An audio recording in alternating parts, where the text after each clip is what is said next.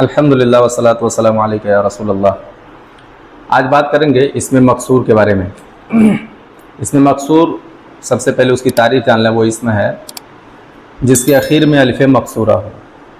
اس کا جو اعراب ہے وہ تینوں حالتوں میں تقدیری ہوتا ہے، یعنی حالت رفعی میں تقدیری ضمہ، حالت نصب میں تقدیری فتحہ اور حالت جر میں تقدیری کسرہ۔ اس کی مثال جیسے حبلہ، موسیٰ، عیسیٰ وغیرہ۔ اب اس میں مقصور کے پہچاننے کی کچھ علامتیں ہوتی ہیں، وہ علامتوں کو جاننا ضروری ہے تاکہ جہاں کہیں بھی اس میں مقصور رہے تو طلبہ اسے دیکھ کر کے آسانی سے پہچان سکیں۔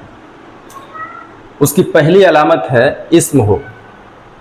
اس میں مقصور کی پہلی علامت اسم ہو، جیسے یہ حبلہ ہے تو یہ اسم بھی ہے اور اس میں مقصور ہے، تو پہلی علامت اس کے اندر موجود ہے۔ دوسری علامت ہے کہ وہ معرب ہو، اگر معرب نہیں ہے تو پھر اس پر حرکات نہیں آ سکتے۔ تیسری علامت ہے کہ الف لازم ہو، جو یہ حبلہ کے اخیر میں یہ الف ہے یہ الف لازم ہے۔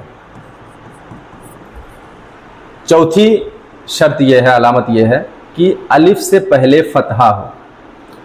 چونکہ یہ چار علامتیں وہ ہیں جن کی وجہ سے اس میں مقصور کو پہچانا جاتا ہے۔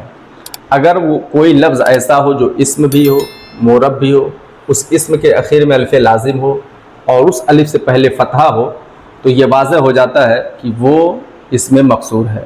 پھر اس پر اعراب جو دینا ہے وہ وہی اعراب ہے جو تقدیری کا، یعنی حالت رفع میں تقدیری ضمہ، حالت نصب میں تقدیری فتحہ اور حالت جر میں تقدیری کسرہ۔